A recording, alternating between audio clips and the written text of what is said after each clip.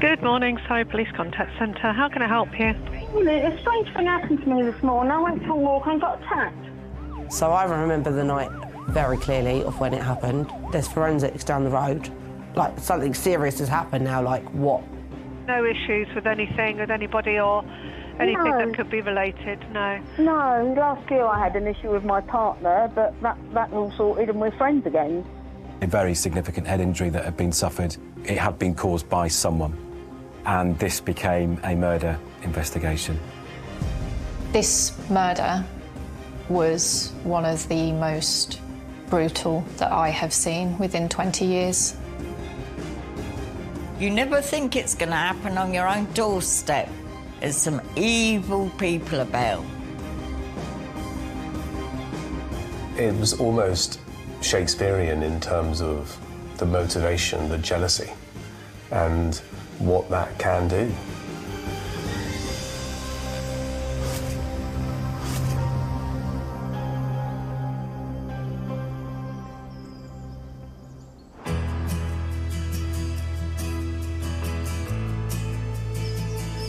On the eastern side of the River Blackwater in Surrey lies the small village of Ash.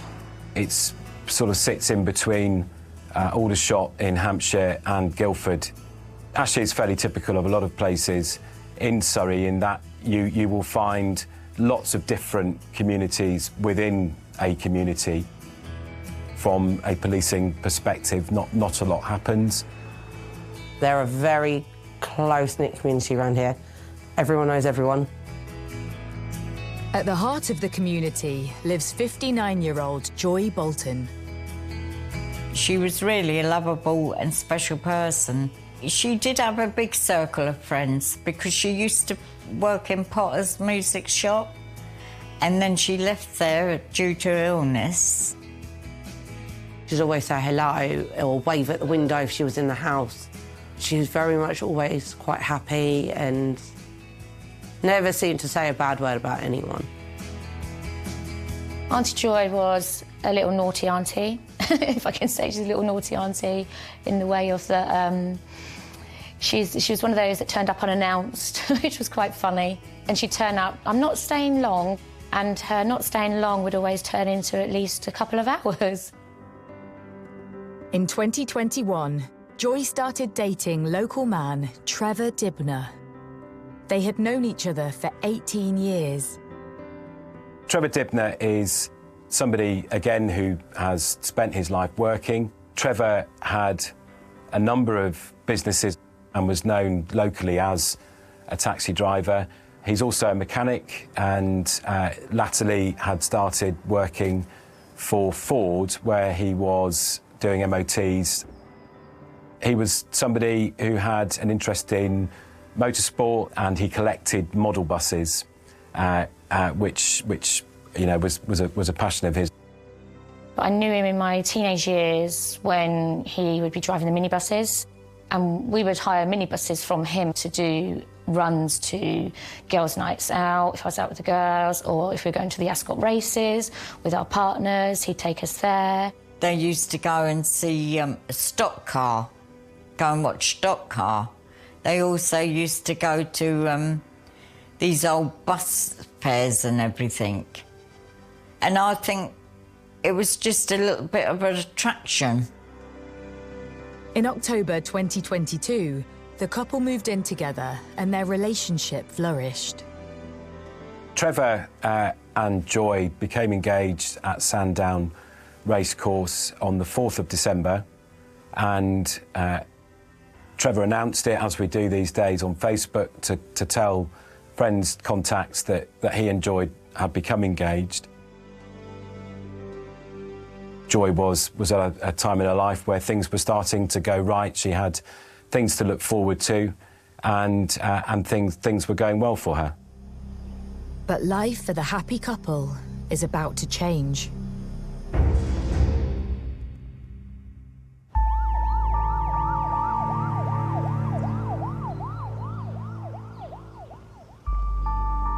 I received a call very late on the 11th of May from the on-call crime scene manager who was in attendance at Churchview in Ash. He'd responded to reports of a suspicious death. On the 11th of May, Trevor had gone to work and spent the day at work. He'd been unable to get hold of Joy throughout the day, and then he came back to his home address and found Joy was lying on the floor, not moving. He called the ambulance service to report this. At first, it wasn't clear to the officers who were there whether or not this was a case where somebody else had been involved. There was the potential Joy was quite vulnerable and unstable on her feet. She could have fallen. Within the small community, news begins to spread of a police presence at Joy's house. I heard from my eldest grandson. I said, what's the matter? Come on. He said, it's Joy. I said, oh no, she's not in hospital again, is she? Just like that. And he said, no, it's worse than that, Nan. I said, what do you mean it's worse than that? So I remember the night very clearly of when it happened. There's forensics down the road. They're pulling the sofas outside the house. There's carpet outside the house. Like, they're bringing everything out. They're all in hazmat suits, everything. And I was like, shit, like, something serious has happened now. Like, what? Phone rang, and it was my sister-in-law. And she said, have you heard? I went, oh, what's happened? She said, about your auntie. I went, auntie who? Your Auntie Joy. I went, what do you mean? And she said, she's been beaten up. And I put the phone down, and my hands were so clammy. I looked at my partner, I was sat beside him, and I went, you need to take me to Auntie Joyce, please, now. And it was raining, it was cold. Got up there, the police cars were there. It was cornered off from round the corner, tape, and the police were standing outside. We parked up, and I went across to the policeman, and I said, and he said, who are you? I said, I'm Joy's eldest sister. I said, can you please tell me what's happened to her? He said, I can't at the moment. I said, please tell me, is she alive or is she dead? I said, tell me. I've got to know. So he said, well, I'm ever so sorry. I said, don't say any more. It was quite quickly then all over social media. Something's happened on Churchview, the police are all there. Doesn't really happen, especially in a quiet community like this. The policeman stood there guarding the door, another policeman inside. Everybody gathered around, lined my auntie's pathway. And I said to the officer, excuse me, can you tell me please what's going on? And as he was talking, as the officer was talking to us, I happened to look down a bit to my auntie's doormat, and I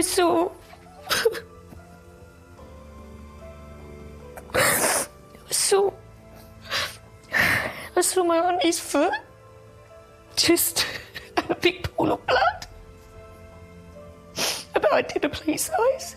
But her foot was buckled back, like as if she'd been crawling, trying to get into the front room.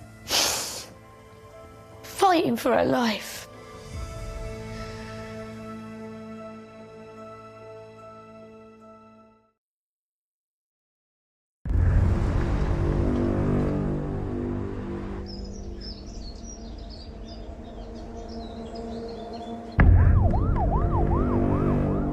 Surrey detectives are at the scene of a suspected assault, which has left local woman Joy Bolton dead. Her fiancé, Trevor Dibner, has called emergency services after returning home from work to find her motionless on the floor. The injuries that Joy sustained were amongst the worst head injuries that I've ever observed, it was very clear that there was no other mechanism than a repeated assault that could have caused them. That repeated assault had been committed by somebody.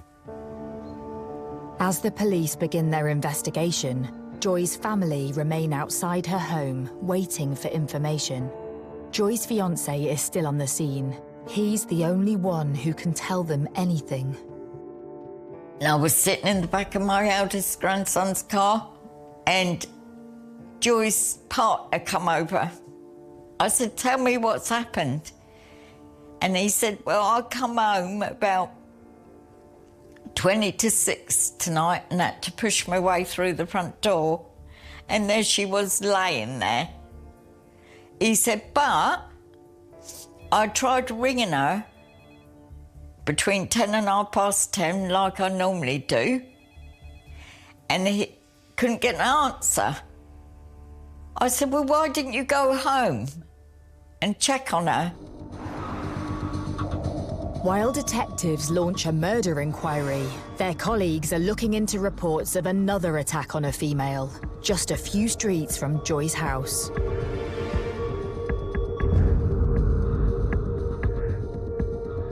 Yeah, I went for a walk this morning and this woman come up to me, asked me if I was Sarah. I said yes. The next thing, she's pulling my hair out, grabbed my carrier bag, which had my raincoat in it, and grabbed my glasses off me. I don't know if she threw them away because I couldn't find them. Okay. And ran off. Okay, so she literally just said, are you Sarah? The woman is alleged to have pulled her hair and scratched her, as well as taking a carrier bag that she had with her, which she said had her coat and glasses in. She said, no, she grabbed my hair and said that'll come in handy, because she took a chunk of hair. You don't know the lady at all? Not a clue, not a clue. But she knew your name? Yeah, she said stay away as well. She stated that she had been approached by a woman who was unknown to her, described her as late 40s, early 50s, dark glasses, long black coat, hood up, carrying a plastic bag. It just seems strange that she said that will come in handy, my chunk of hair. Yeah. That's what my daughter said. She said, I don't like that. Mum, what's she going to use your hair for? The woman had walked away from her assault, suffering only minor injuries. Officers take the details of the woman and are surprised to discover she is Sarah Mackenzie, Trevor Dibner's ex. Sarah Mackenzie also lived in Ash. She'd previously been in a relationship with Trevor, and they'd lived together for a number of years until Trevor made the decision that he would leave Sarah to be with Joy. Police now need to look into the fact Trevor's fiancée and his former partner have been attacked on the same day. It's unusual, and it's a coincidence given what had happened to Joy. So forensic strategies and search strategies were put in place to investigate the robbery of Sarah Mackenzie just as much as the homicide of Joy Bolton. Sarah phoned Trevor straight away and told him that she was attacked. Sarah described the person as 40-odd-year-old, jogging towards her, ripped her glasses off her face. Trevor agreed to go round to Sarah's house on his way home, which was something that he would often do and had continued to do even after leaving Sarah for Joy. Trevor said that he spent a few minutes there, made sure that Sarah was okay before going back to his home. Detectives are suspicious of Trevor's behaviour. He's told them he had spent all day at work worrying about Joy because he couldn't get hold of her. Now they discover he hadn't gone straight home. There were a couple of things about what had gone on that weren't or didn't seem quite right. First, he had a concern for Joy, who he's very clear about it was the love of his life, and he didn't go home and see that she was okay. And second, that on his way home, in spite of being worried about Joy and worried that she may have fallen, he did go and check that Sarah was okay in relation to the robbery. Despite their relationship being over, Trevor maintained a friendship with his former partner. She used to text before he even left for work. He used to read her messages, then text her back to say that he'd be going round there. Trevor and Sarah were together for 13 years in what seems to be a tumultuous relationship by all accounts, even from Sarah herself. She was a jealous woman, and she did go round to Joy's place and said to him, what she got, what I haven't got. And apparently he said, you haven't got a patch on, Joy. After hearing about Joy's death from Trevor himself, Sarah immediately makes her way to their home. She'd come to the scene apparently to offer some support to Trevor. Her actions at the scene went beyond what you would expect a normal bystander to do, so she tried to get into the address to see what had happened and had to be stopped by one of our colleagues from the ambulance service stopping her getting in. Here's his ex-partner. She's just come, give him support, but also something happened to her today that may be related. So they're saying that'd be great for DNA. So I've got a reference number. Yeah, she pulled my hair, and as you can see, I got scratched. And she said, "Yeah, I can use that later." So with this happening, makes me wonder if she wanted DNA, hair, and scratch, and now somebody doesn't like him, obviously. Yeah. Hi, chap. You okay? Yeah. I'm very sorry. Very sorry.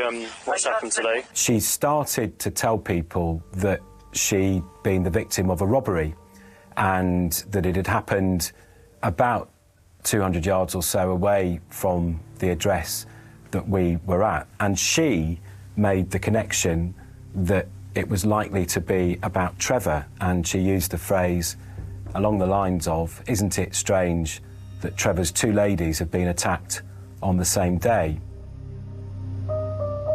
The potentially linked attacks raise suspicions at the scene, and police make a decision. Trevor was initially arrested and nominated as a suspect in relation to the murder of Joy. But that wasn't all. It started to be suspected that Sarah Mackenzie knew something about what had happened, and a decision was made that she would be arrested for murder.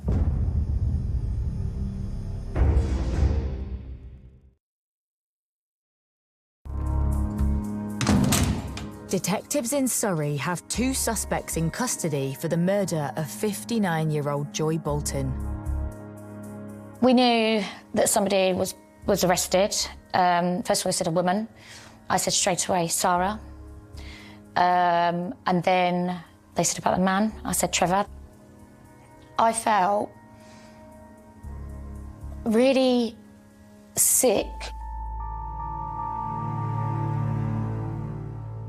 The hypotheses that I considered in this case were, first, that Joy Bolton had been killed by Sarah Mackenzie.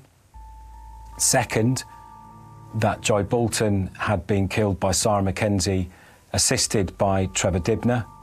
Third, that Joy Bolton had been killed by the robber who had attacked Sarah Mackenzie earlier that day. As you can see, I got scratched, and she said, "Yeah, I can use that later." The reason that Sarah was suspected was the result of her frankly bizarre behaviour at the scene, as well as a robbery that she'd reported earlier in the day, which put her within the vicinity of the murder at the right time of the murder. Trevor was suspected as Trevor had been to Sarah Mackenzie's address before going back to find Joy, which was thought to be unusual and led to him being suspected of Joy's murder. With the former couple now in custody, investigators need evidence and turn to the residence of Ash. The smallest observation will be vital in proving their case. A neighbour of Joy's had seen a figure who he initially described as being male, but later wasn't sure if it was a male or a female, who was dressed in dark clothing with a mask and carrying a white carrier bag, approaching Joy's door and hammering on the door for some time until the door was opened. Another neighbour had heard a disturbance. There was another neighbour upstairs who again saw a figure approaching the door, so there was a lot of consistent evidence. The neighbours help police establish a timeline around Joy's murder, but the details are sketchy, leaving detectives with a number of possible scenarios to examine. I think it's difficult when you're in that situation. Living in such a quiet village, also there's the element of not wanting to cause a fuss. Seeing someone walking in dark clothing in the street and being at the door. As much as an argument did happen and neighbours heard what was going on, you don't expect murder. While officers on the ground try to piece together events leading up to the murder, detectives are interviewing 64-year-old Trevor Dibnah and 61-year-old Sarah Mackenzie. After Trevor had been arrested, he was interviewed and gave a full account of what had happened. He said that on the day this happened, they'd followed their normal routine, that he'd got out of bed and Joy had made his sandwiches, kissed him goodbye, and he'd gone off to work where he was doing MOT tests. He said during the course of the day he would normally phone Joy. He did so but was unable to get hold of her, and he became quite worried that something may have happened to her, perhaps she'd fallen or that there was some problem at home. He decided, because he didn't know that he couldn't leave work and that he would effectively deal with it later. Why did Trevor go to Sarah's before going back to check his beloved, who he wanted to marry? Why did he go there first and not to Auntie Joy's? Why? Sarah Mackenzie was arrested. Her initial reaction was one of surprise, as though she didn't understand why this had happened to her. And she maintained that initially. Her initial response to the questions asked by my colleagues who interviewed her was no comment, but in a way that she didn't know what this was about and had no understanding of it. She did become unwell while she was in custody and was taken to hospital. Meanwhile, Joy's fiancé, Trevor, has been held under suspicion of murder for 36 hours. Detectives are running out of time to charge him.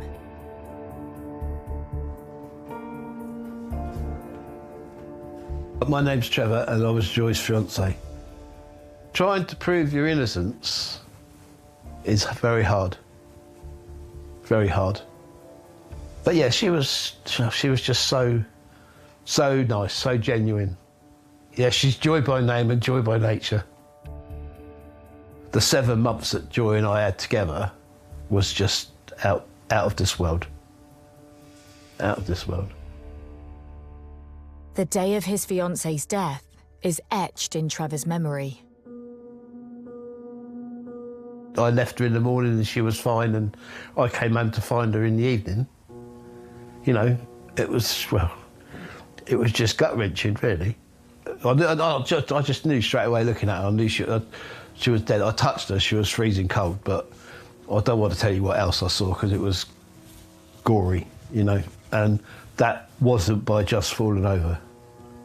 But I had to hold it together because I obviously getting arrested, etc. That was another daunting thing for me. I'd be, you know, all of a sudden they've stood there and said, Trevor, we're going to arrest you on suspicion of murder. And I'm thinking, but I haven't done anything. Police release Trevor after questioning, but he still has to be ruled out of any involvement. Blood staining was found on his clothing. It was all looked at in terms of blood pattern analysis and compared to the account that he'd given, that he'd entered the address, found Joy and knelt down next to her, and it was all consistent with his account. There was nothing on his clothing that would have been consistent with him having been present at the time of the offence. We were able to take Trevor's account, and there were a number of things that he told us that we were able to check. The movements of his car on ANPR were consistent with his account. His workplace confirmed that he'd spent the day at work to the extent that there was CCTV there which showed he was at work all day. It was very clear that Trevor Dibnah was not responsible. Investigators turned their full attention on 61-year-old grandmother, Sarah Mackenzie. Few people know her better than Trevor. Sarah's, she's stubborn, and also Sarah's got a, let's say, a controlling streak in her. She likes to be in charge, you know, but that's what she is. That's what she is.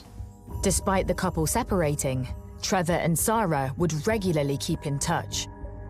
When she texts to tell him she's been robbed, he's concerned. Sarah's shown me where she'd had her hair pulled because she's got short hair anyway, and she spoke about it again, and I said, well, okay, but look, I've got to go. Maybe, yeah, I should have come home earlier in the day, but I don't. What do I say? What do I say to somebody about I need to go home and find, you know, because I can't get hold of somebody? The way I see it, I just had to wait till I got home from work. While I was on my way home, she was texting me to see if was everything okay, is there something wrong? But I didn't answer her back because obviously I had to deal with calling the ambulance and the police because I'd found Joy on the floor. And I quite obviously knew she was dead. Then I texted her back and said, no, it's not. No, it's not okay. And as I say, when the ambulance turned up, she turned up in her car behind it and come over and stood there and held my arm as if she was coming to comfort me. On body cam footage, police body cam, him and Sarah holding arms, linked arms, stood near a lamppost outside my Auntie Joy's property. As Trevor tries to come to terms with Joy's murder and being a suspect, Sarah Mackenzie is released from hospital and taken back to the police station for further questioning. She claims she has no recollection of the day of Joy's murder, but evidence from the local neighbourhood puts her clearly in the frame. We conducted a number of CCTV inquiries and found a camera on Churchview Road. This captured an image of somebody walking down Churchview Road wearing black clothing. The officer who viewed the CCTV recognised that figure as being Sarah Mackenzie. And what happened was that in the morning of the day, Sarah Mackenzie went to work as usual, was dropped off at 9:30 in the morning by her work colleague, and proceeded very quickly to change into a full disguise, black clothing, mask, gloves, etc., arm herself with a heavy implement, and walk to Joy Bolton's address. Along this stretch of pavement, Sarah was walking along towards Joy's house before the murder was committed, dressed in all black, very eerie costume, walking with a lot of purpose towards Joy's house. Almost 15 minutes later, she heads back the same direction, same pavement, same path, after committing the murder, dressed in the same outfit, all black, head to toe, again with purpose as she walked away from the scene of the crime. She was caught on the CCTV around here. Evidence from the forensic team at the flat helps piece together what happened inside. The property Churchview Ash was a ground floor maisonette. Front door opened into a small hallway with a bathroom in front of you. The female was found lay face down with her feet in the threshold of the hallway to the living room and her head pointing into the living room. The head injuries were horrific. The victim had an injury to her forehead, which potentially was the first injury to bleed, and that may have caused the blood within the hallway. The majority of her injury was to the back of her head, and that was likely to have been caused when she was face down in the living room. The post-mortem concluded that the victim would have been rapidly incapacitated, so it's likely that she would have been on the floor when the majority of the blows were inflicted. Detectives are left in little doubt that Sarah was responsible for the attack on Joy Bolton, and her house is searched. Given that during her account of the robbery, she stated that she'd returned home and taken a bath, I asked that a scientist attend that address with a CSI to conduct a luminol search. Luminol can detect blood that has been diluted up to 10,000 times. It's an incredible search tool for us where offenders have tried to clean up after they've committed an offence. These images are taken within the bathroom at Sarah Mackenzie's address. This picture shows what can be seen with the naked eye. As you can see, there is no visible blood staining at all. And this image shows those areas with the luminol visible. So that is what a reaction, a positive reaction with luminol looks like. The areas that are marked here are the areas that were swabbed and showed that Joy Bolton's DNA was represented within them. That evidence for us was key. Within that blood, which was swabbed by a CSI, was Sarah Mackenzie's DNA, as you would expect, as it's her bathroom, but also there were very small amounts of Joy Bolton's DNA as well. And although we couldn't categorically say that it was blood, luminol would indicate that it was. I was confident that we had a good and strong circumstantial case with which to charge Sarah Mackenzie, but we were missing something. Fingernail swabs and cuttings were taken from Joy, and while Sarah was still in custody, I made a fast-track submission of those swabs and cuttings to the lab. Very quickly, that came back with Sarah's DNA under Joy's fingernails on her right hand, which corresponded to the scratches on the left side of Sarah Mackenzie's face.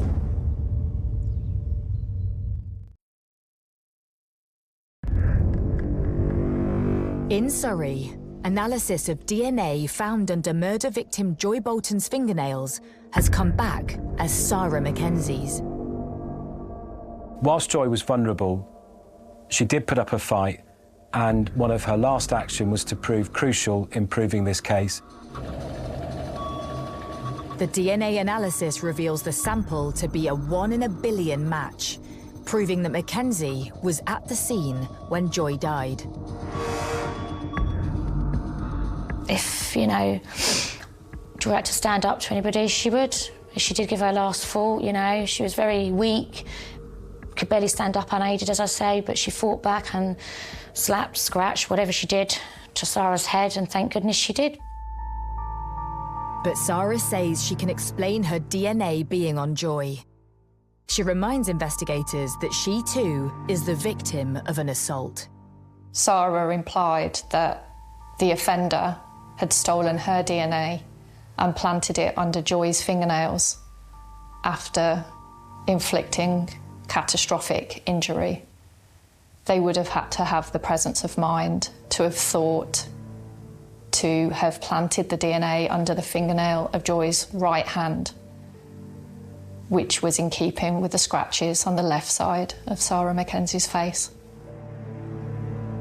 The robbery is that it was intended to give Sarah Mackenzie a reason to be in the area that the murder had happened in case she'd been picked up on CCTV or seen by somebody, because she knew that Joy had scratched her, she knew that the police had her DNA, and she knew that we would find her through that to account for her DNA being on Joy's fingernails. But Sarah sticks to her story, insisting that she was robbed on the same morning as Joy was attacked. A public appeal is made for information, but investigators find no evidence of a robbery having occurred. With all of the circumstantial evidence and now a very good forensic hit, we were satisfied that there was more than enough evidence with which to charge Sarah Mackenzie with Joy's murder.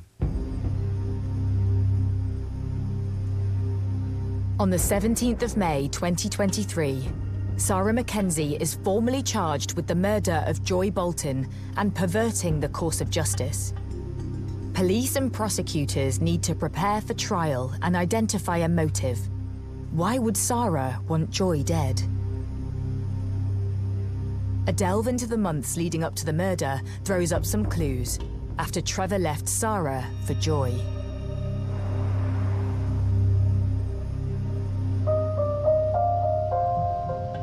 A fire was reported to the fire service initially of a shed in Sarah Mackenzie's front garden. At the time, it was treated as being of a suspicious origin. It was noted later that most of the property that was destroyed belonged to Trevor. Sarah Mackenzie was likely to have set the fire herself. To me, it doesn't take much to work out what the problem was, why it happened. It purely happened because I put on Facebook the previous day that we'd got engaged. I mean, it's pretty obvious from that. The fire was not the only disturbance that Sarah was accused of creating.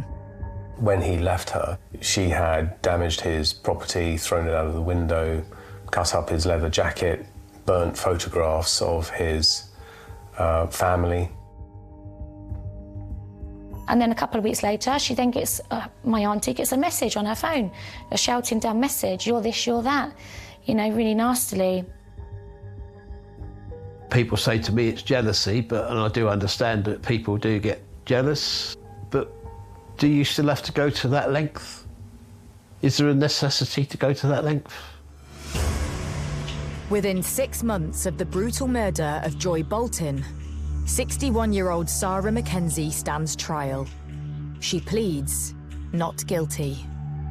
On Thursday, the 11th of May 2023, between 10 o'clock and 10:20 a.m, Joy Bolton opened her front door to someone.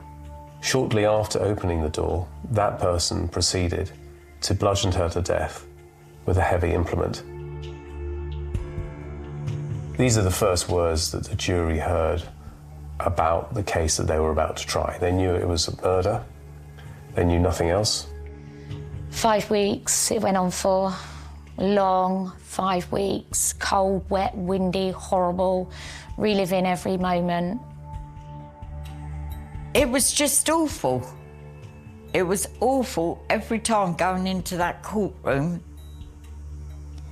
to think what you're going to hear next.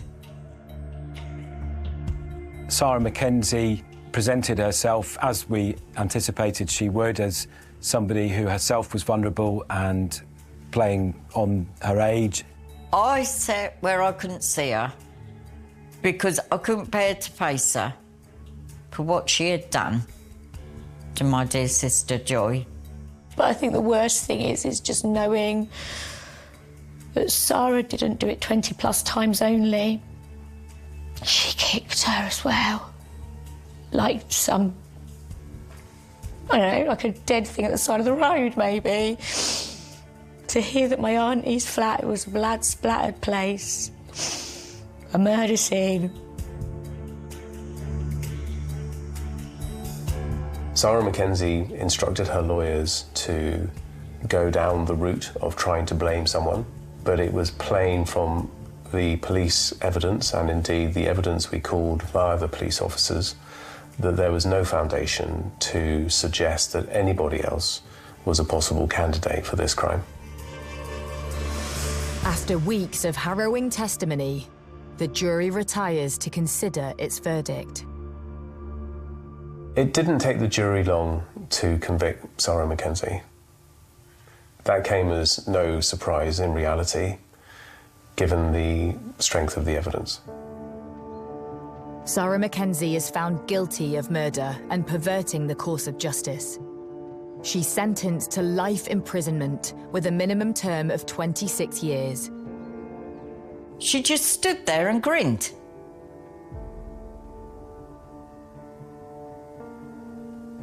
As much to say, oh well. I'm sorry, at the end of the day, 26 years is still not going to bring Joy back. You know, I know it's supposed to be a life term, and in theory, she'll die in jail. But at the end of the day, that doesn't bring joy back. She was just the love of my life. It was almost Shakespearean in terms of the motivation, the jealousy, and what that can do. Most people resist it. Unfortunately, for Joy Bolton, not Sarah Mackenzie. In this particular case, which was a brutal, unprovoked and sustained attack on a vulnerable woman who had done nothing more than start a relationship with somebody, I felt enormous pride at the work that with the team that I work with. We were able to bring Sarah Mackenzie to justice, and that she is now in a place that she can cause no more harm to anybody else. This case was exceptional. It's not often, if ever, that you have grandmothers appearing in a dock murdering their love rival. Someone who was completely normal, who was, as per the jury's verdict, enraged by jealousy and spite. It will remain in our memories for as long as we live, I'm sure. A year on, and Joy's family are trying to come to terms with life without her. My favourite memory of Joy is she'd always be there if you wanted somebody to talk to, and vice versa with me. She didn't deserve what she got. Didn't deserve it at all. I go and see Auntie Joy at the grave, and I take my dog with me, because she loved my dog. And I sit and chat. It's not the same. She don't laugh anymore. I find it hard. I'll be driving through Ash, which isn't very often, because I can't bear it. Not round Auntie Joy's, I don't go round that way. Not ever since. But I look at the shops, see an old lady with a trolley, and I always look back. Is that Auntie Joy? This is not Auntie Joy.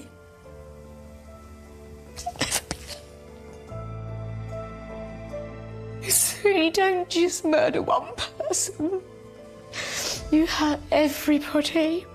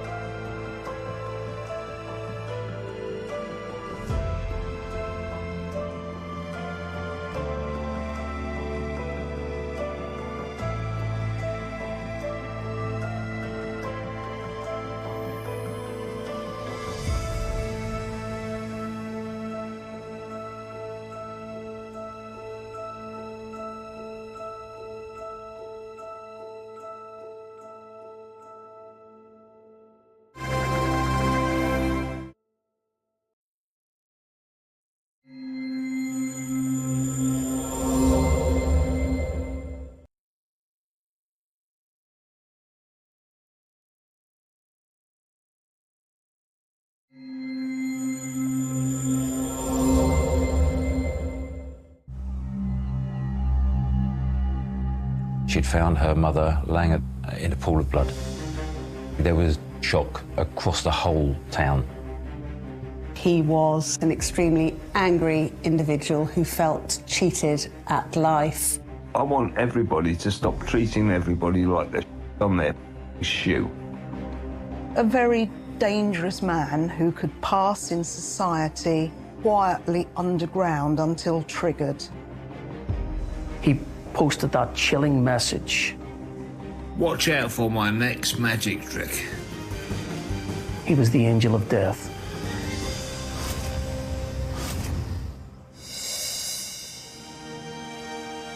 On the stunning Sussex coastline lies the seaside town of Eastbourne. Eastbourne has a traditional view that it's a retirement town where not a lot happens really. It's just really nice and it's friendly. You feel on the whole quite safe. There's nice restaurants, cafes. It's lovely in the summer. It's quite magical in some ways. We love it. I think there is quite a good neighbourhood vibe here and people know each other. It's got a really tight-knit feel to it. There's a really good community spirit. It's got palm trees and a sandy beach and the pier. It's just a sunny little town on the coast, really. In this sunny little town on the coast lives Sabrina Cooper. At 68, she's not long retired from her family business. Sabrina Cooper ran a magic shop in Eastbourne for a number of years. She was the niece of Tommy Cooper, the comedian and magician. Tommy Cooper was the most celebrated comedian and magician for a generation. There's absolutely no doubt in my mind that everyone within Eastbourne, and in fact throughout the whole country, would have known of the relationship between Sabrina Cooper and, of course, her very famous uncle, Tommy Cooper. He was a household name, he was a legend. In keeping with the family tradition, Sabrina's magic shop drew in tourists and residents alike. I remember seeing the things in the magic shop, some of which looked quite intriguing. And I remember the sign outside and all the painting, like I think they had a hat with a rabbit coming out and things like that.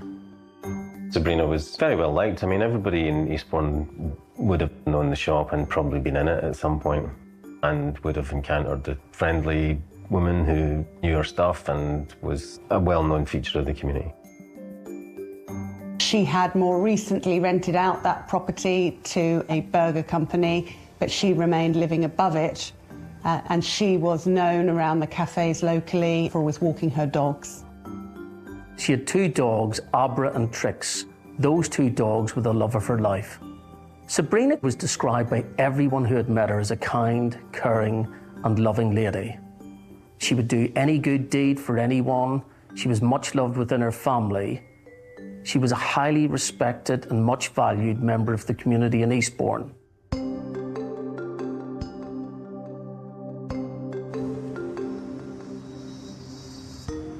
For Sabrina, Christmas was a big time of the year. It was her favourite time of the year. And coming up to Christmas 2022 would have been a really important time for her. On the 16th of December of 2022, Sabrina Cooper had completed on the sale of the property that she had owned, lived in, and had been the magic shop. She had been there for a number of years. She was moving on to the next chapter of her life, which was still to be in Eastbourne. She'd found a property that she wanted to move to. She was very excited to move out of the town centre and to have a quieter life. But this festive season in Eastbourne will never be forgotten.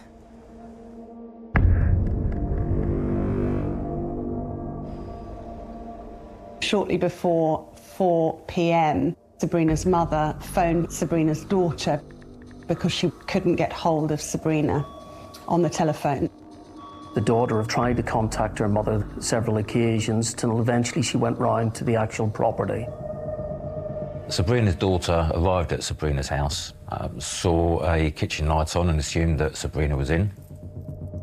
Fortunately, she had a key, so allowed herself in. She put the key in the lock, turned the lock, entered. And she found, shockingly, her mother lying at the bottom of the stairs with the two family dogs sitting by her side. It was a very, very chilling moment. On close inspection, she realised there was a large pool of blood on the floor and her mother wasn't moving at all. One of her arms was trapped beneath her body. It certainly wouldn't be something that you'd wish a daughter to find. To find your mother in that state, or to find anybody in that state, would be utterly horrific. Sabrina's daughter went straight to her mum, tried to shake her, tried to rouse her. Her daughter came to realise at that specific moment, tragically, that her mother was dead. Emergency services were called. Her mother had recently had a major operation. Initially, the fear was that she had injured herself and ruptured the stitches that she'd had from the abdominal surgery. When the paramedics first arrived, initially, of course, they checked for signs of life and confirmed that she had in fact died. They assumed as well that she had had a fall and it was the surgical incisions that had bled. They called the police because it was a sudden death. But it wasn't established until 9 p.m. later that night, when the police arrived, that in fact this was not a sudden death, that something more sinister was afoot. They, together with the paramedics, examined Sabrina, and it was immediately apparent on doing so that she had suffered stab wounds. A number of puncture wounds had been found on Sabrina's abdomen. This wasn't some form of tragic accident. It was obvious to the paramedics that this lady had been murdered. This was a murder investigation.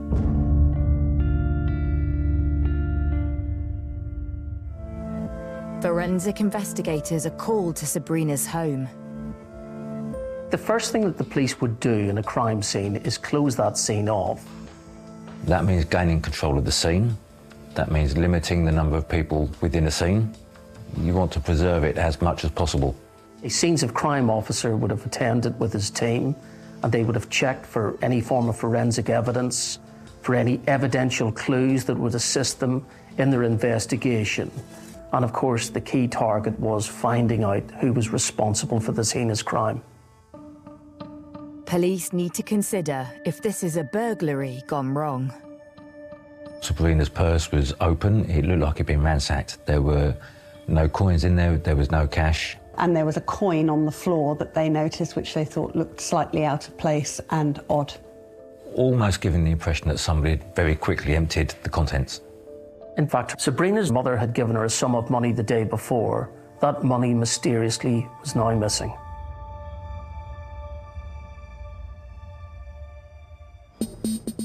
But as officers continue to search the home, a different scenario begins to emerge.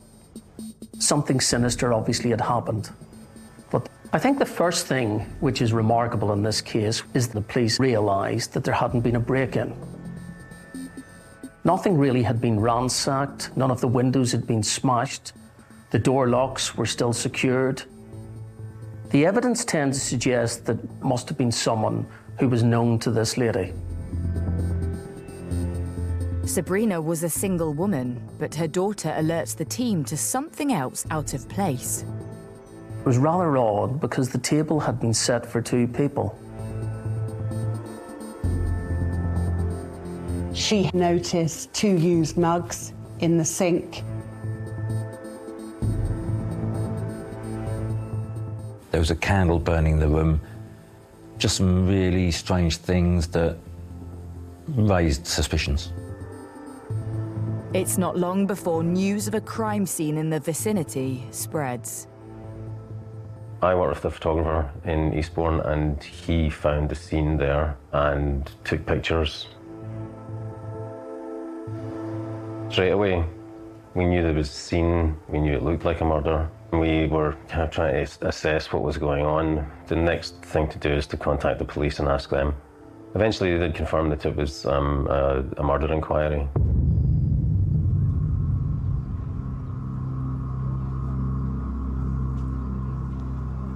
When something particularly violent like a murder happens, there would have been shock across the whole town. Sabrina Cooper was well known in the community, and of course when the police cordoned the area off, someone knew that it might be something to do with the shop and in fact Sabrina Cooper herself. Everybody in Eastbourne would have known about this and everybody would have had some connection to it somewhere along the line. So it would have affected most of the people in town. And there would have been concerns that there appeared to be no apparent motive to it. It is shocking to hear that, yeah. I mean, you wouldn't think that would happen to somebody who's just in the town running a shop. There'd be uniformed police going door to door trying to find anybody who saw or heard anything, and then looking for people to interview. The priority of the police is to try and identify who was last in contact with Sabrina, not necessarily because they're a suspect, but they are likely to be a relevant witness to help the police put together a timeline of what happened immediately before Sabrina's death. The police very soon afterwards were able to look at Sabrina's phone. When the police checked Sabrina Cooper's phone, the first thing that they saw was there was a message from someone who was entered in her phone as Tony Friend. There were 2 text messages, one asking her if she was okay, and the other saying, "On my way, see you in 10 mins." It was obviously their prime priority to find out who this individual was.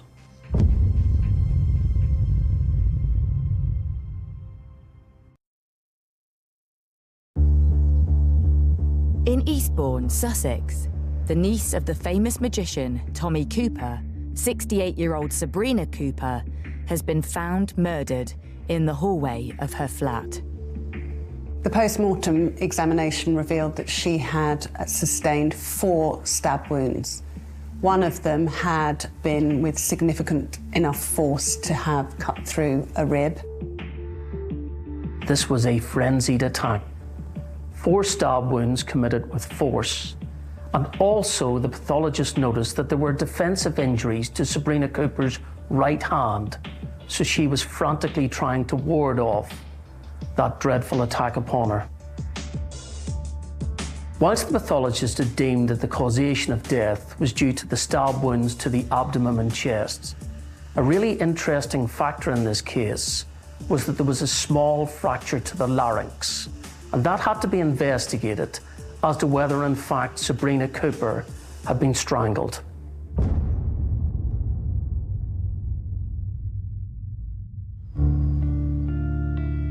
Whilst detectives tried to trace her mystery friend Tony, who texted Sabrina on the day she died, investigators pursue other leads.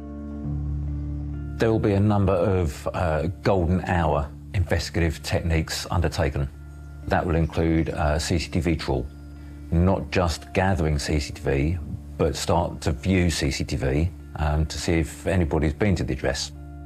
The police would approach local businesses, local residents who may have CCTV or Ring doorbell footage or anything of that nature to ensure that it is saved, so it is retained and can be downloaded for the police to use to piece together what had happened.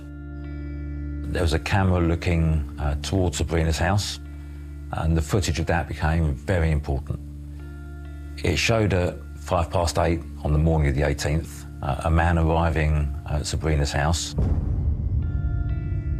He was white, he was in his 60s, but it wasn't clear who that man was.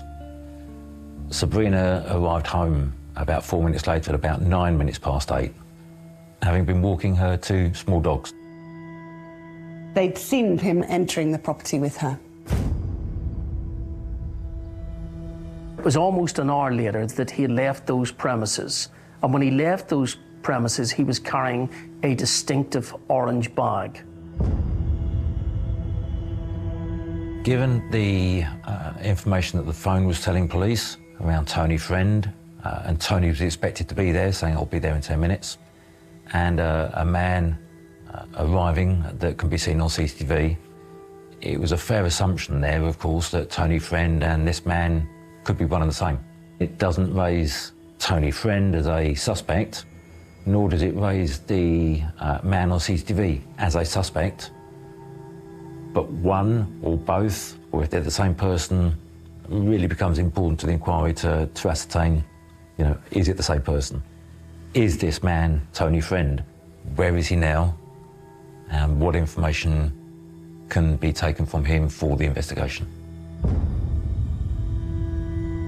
On Sabrina's mobile phone, Tony is how he was saved in her contacts.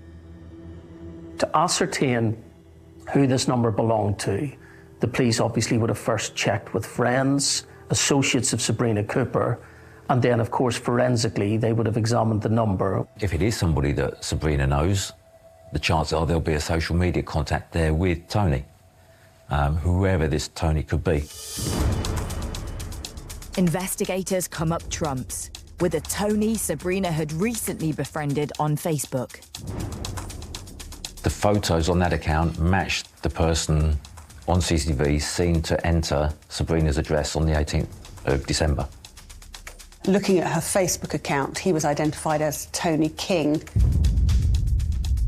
In the same way that the police would look at how Sabrina lived her life and who she was as a person, finding the same about Tony was of utmost importance to the investigation. Who was he? How did he live his life? What other information can he give the inquiry? Knowing everything possible about Tony would have been a priority for the investigation at that time. Detectives discover the unassuming 60-year-old is in fact a budding internet celebrity.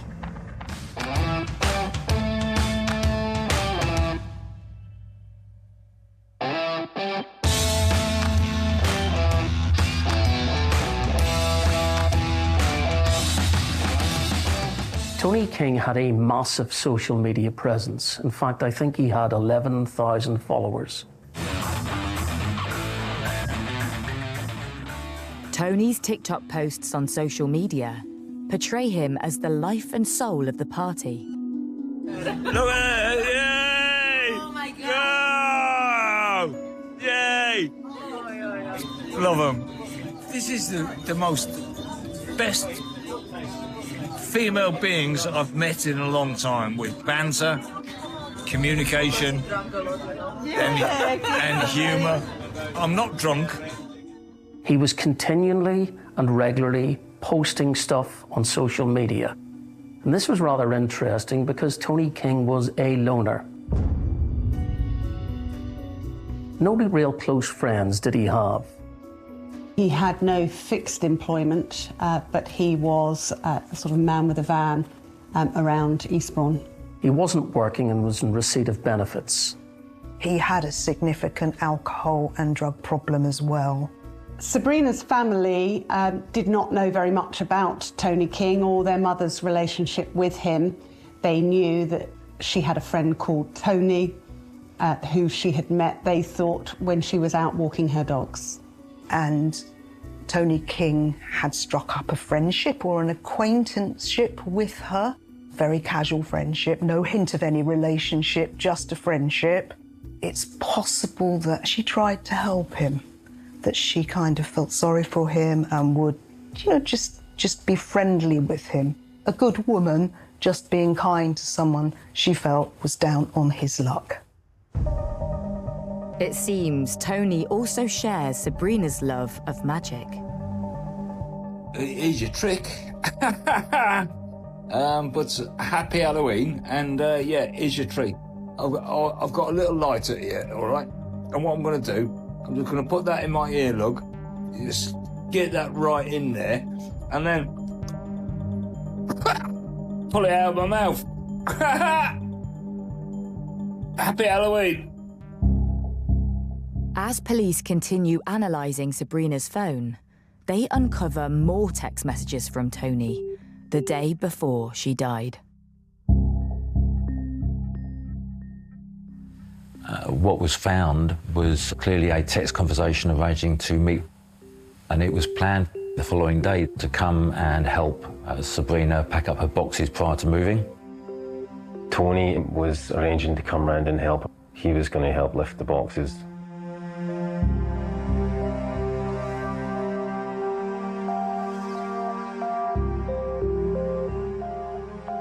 As far as we can tell, she was certainly preparing for somebody to come to the flat and help her with the move, and had laid out the table for two. So she knew him well enough to invite him in and make him a cup of tea. Because of the nature of the messages, with Tony saying that he was going to be round in 10 minutes, he may well have been the last person to see her alive.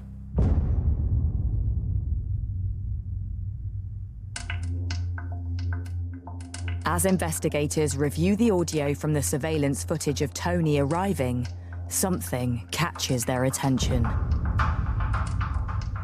When the police looked at the CCTV, We were also able to establish that he had actually said as he arrived the words, "Get in, get in." The words were said with some force and some meaning. It was obvious, even listening to those words, that one could almost infer what his intention was. What detectives find next really blows them away. The police found the most sensational video and earth-shattering video the day before the killing. Tony King had posted a video with a chilling message. Watch out for my next magic trick. It's going to be awesome.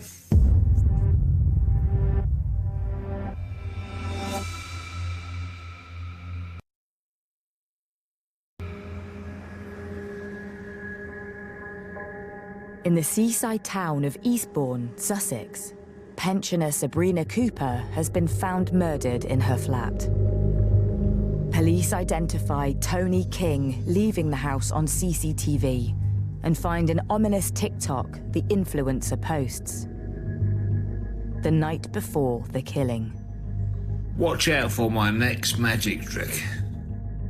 The police, having watched the TikTok on which Tony King said, "Watch out for my next magic trick," immediately made the connection with Sabrina Cooper owning a magic shop and indeed her uncle being Tommy Cooper. Having been able to identify an address, the next part obviously would be to arrest Tony King.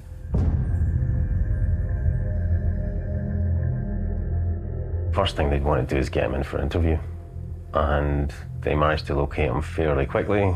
He wasn't on the run. And at 2:35 that morning, Tony King was arrested on suspicion of murdering Sabrina Cooper.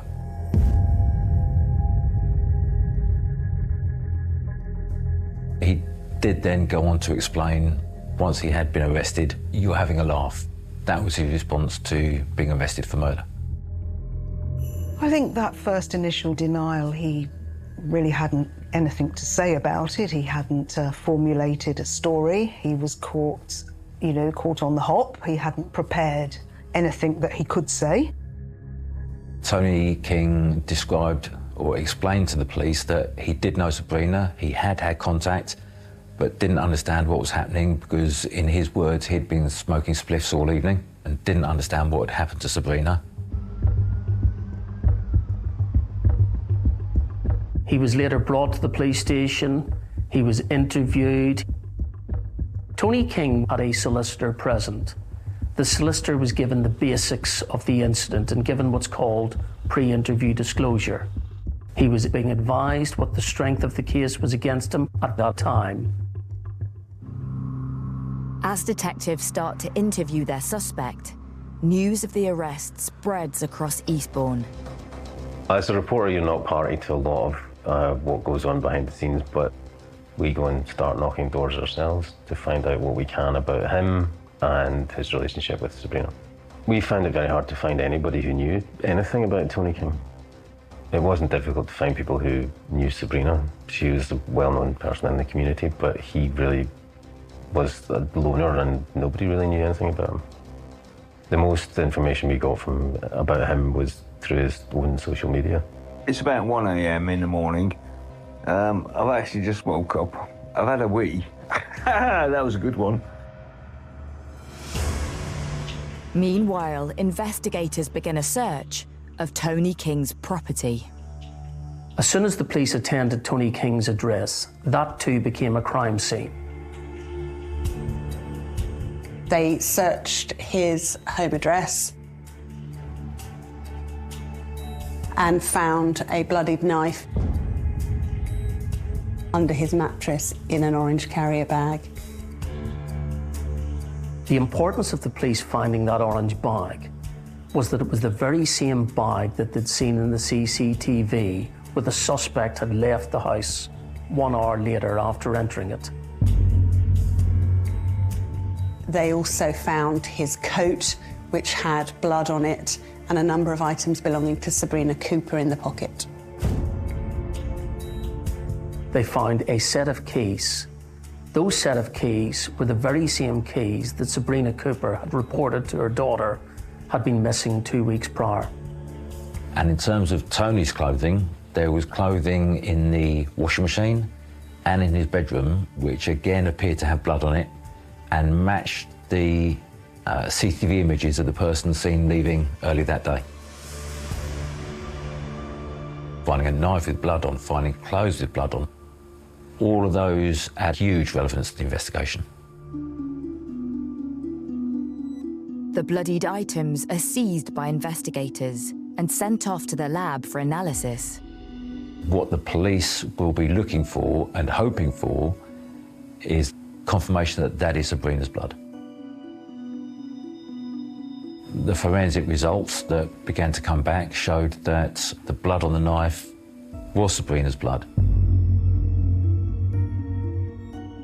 In terms of major DNA findings, Sabrina's blood was found on Tony King's clothes. His DNA also had been found in her purse, which ultimately revealed, of course, that he had taken cash from Sabrina Cooper. As scenes of crime officers continue to sweep Sabrina's home, more evidence is uncovered. Inside Sabrina's address, there were blood marks there. They had tested various areas within the flat, including Sabrina Cooper's handbag and a filing cabinet, and Tony King's blood was found in both of those locations. Detectives surmise that King must have cut himself on the knife while at the scene. Back at HQ, they confront him with their incriminating evidence. In the police interview, the police would have been trying to establish what had happened, what he accepted had happened, whether he was involved, or whether he was going to answer any questions at all. In the police interview, Tony King accepted that he had gone to Sabrina Cooper's house that morning. He accepted that he had a knife with him. Tony King said that he'd had an altercation with another neighbour and that he had that knife on him for personal protection reasons. And at that specific time, Tony King admitted that he indeed was responsible for the killing of Sabrina Cooper. But maintained he had no intention of stabbing her when he got there, and he didn't in fact know and couldn't explain why he had. He explained in the interview that he did stab her as they went into the property, but he didn't know why and hadn't planned it. Effectively, that meant that the police could sharpen up their investigation. There was no need to trace other suspects. They, in fact, knew at that specific time that they had the right man. Behind-the-scenes investigators also uncover Tony King's criminal history. He had several previous convictions, but going back some years. The only notable conviction of concern was a conviction for being involved in the importation of drugs, for which he had received a sentence of 10 years and he had served half. But interestingly, he had nothing for violence. And that was something that the police thought was really, really odd when they started this investigation.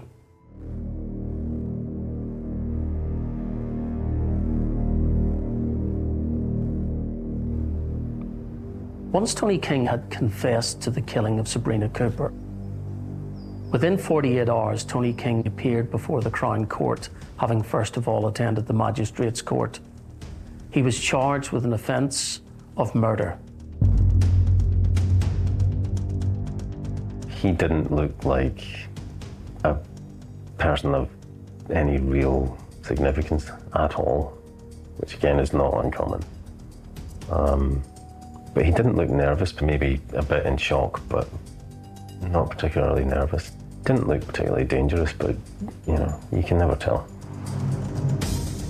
At the Crown Court, there was then a plea and trial preparation hearing, which is the hearing at which a defendant is expected to enter a plea. At that hearing, he entered a not guilty plea. Lewis Power, KC, heads up Tony King's defence team. My first impressions of Tony King were that he was a rather complicated individual.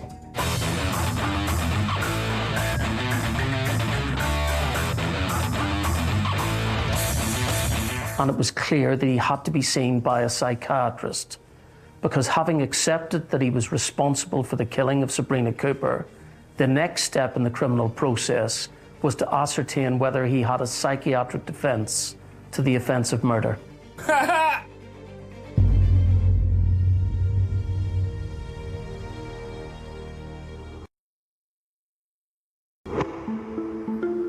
In Eastbourne, Sussex, 60-year-old Tony King has been charged with the murder of 68-year-old Sabrina Cooper after confessing to stabbing her.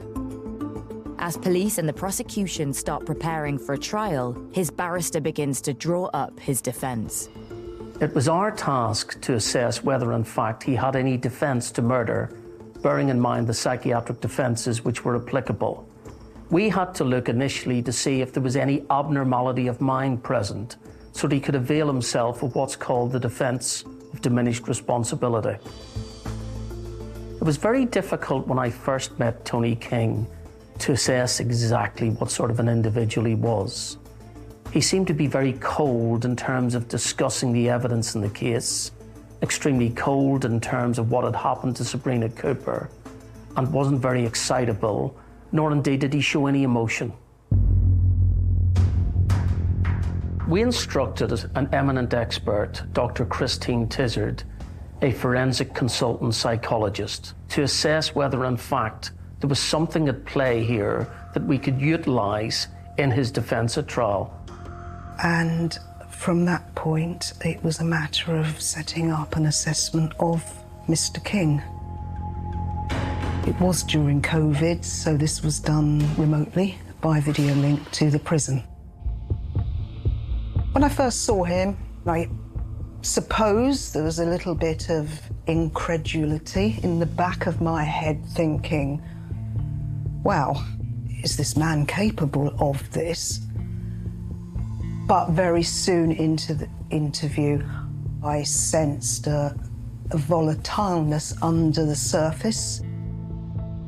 There was something very different and eerie about him. He approached everything as if the world owed him a favour. He came across as completely bitter about everything in his life. He talked about his bitterness in terms of his childhood. Tony King came from a broken home. He spent a large amount of his young life in various care homes and progressed to Borstal and short periods of imprisonment. He'd disclosed during his assessment that when he was a 9-year-old boy, he'd beaten another child senseless with a ball bearing for no apparent reason. He'd been violent to other children when he was a young man. And his justification for that was that actually he didn't matter, nobody took him seriously. I believe that that bitterness manifested itself into his adult life, and he remained bitter. I've come into a lot of questions now. What do you want for Christmas, Tony? That's a big question. What do I want for Christmas? Well, this is what I want for Christmas. I want everybody to stop treating everybody like it's on their f***ing shoe. People were all evil, they all screwed you over. His life had been so bad. It was in a sense just a rant of unfairness. I think Mr. King disliked anybody and everybody. He had a massive chip on his shoulder. He felt that the world had turned upon him and that he hadn't had the best of life chances. The assessment tries to pin down King's motive for Sabrina's murder. I think Mr. King was a man that had never made it, was jealous of people, fancied himself with skills, such as if you've seen his TikTok with his guitar and with his magic. Pull it out of my mouth. And perhaps that was an attraction to him, that here is Sabrina with a magic shop and the connections to her uncle Tommy Cooper. And maybe it was, if you like, an opportunity almost vicariously for him to get some fame in his own view. He had a huge anger problem that he admitted to, and it would appear that he was just waiting for the right person for that anger to come out on, and it was a sense that somebody's going to get it because the world has been so unfair to me. Anybody who got into his close proximity and upset him would be at risk. The overall conclusion of the psychologist was that Mr. King was an extremely angry individual who felt cheated at life. It didn't provide any explanation as to why any anger would be directed at Sabrina, but she was a successful woman who was happy with her family and home life, moving on to a new future. I was very, very clear in my report that there was absolutely no case for diminished responsibility whatsoever. There was an underlying personality disorder, but Mr. King was fully aware of what he is doing. I think I can sum it up on this basis, that her firm expert opinion was that Tony King wasn't mad, Tony King was bad. More evidence is uncovered to support Dr. Tizard's conclusions. When the police interrogated Tony King's mobile phone, they found an on-sent TikTok video.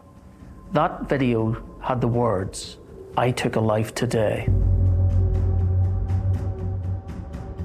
In my mind, that showed that there was definite premeditation and planning involved in the killing. Tony King, on being confronted with the conclusion that there was no psychiatric defence available, had a stark choice as to whether he wished to continue to contest the trial or whether he wished to plead guilty. Almost immediately, Tony King gave instructions to us that he wanted an end to this matter and he wanted to plead guilty to the offence of murder.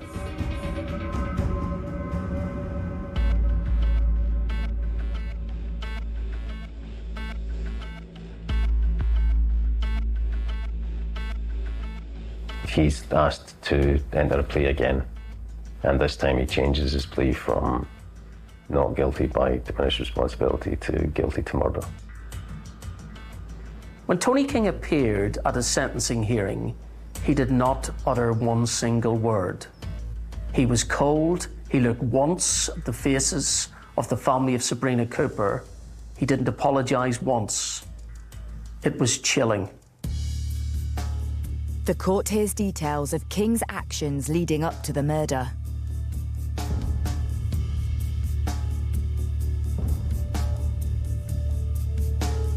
Watch out for my next magic trick. It's going to be awesome. It was clear in my view that he was trying to sensationalise what was about to happen. He wanted to be the centre of attention. He wanted to be as famous as Sabrina Cooper's uncle, the famous magician and comedian Tommy Cooper. He wanted to go down in history as someone who had committed this heinous act. Tony King had sent a message to Sabrina Cooper with an emoji saying, "I'll be round later." The emoji was that of an angel. How ironic it was that the following day he was the angel of death.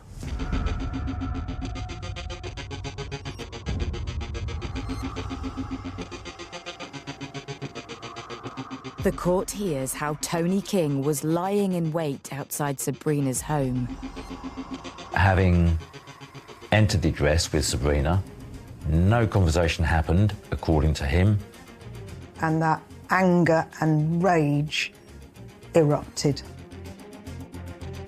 And unfortunately, that was meted out towards an innocent woman. He then stabbed Sabrina to death. An hour later, Tony King leaves with the £100 of cash he's stolen from Sabrina's purse. Then he makes his next calculating step. Tony King sent a message to Sabrina Cooper saying, "Hope you're okay, girl, call you later, kiss."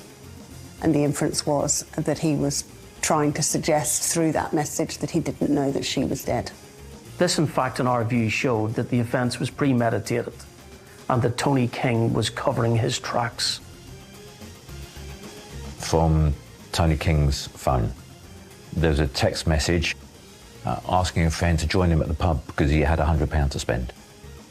It shows an absolute callousness, a real narcissistic side to him that actually Sabrina didn't even matter to him.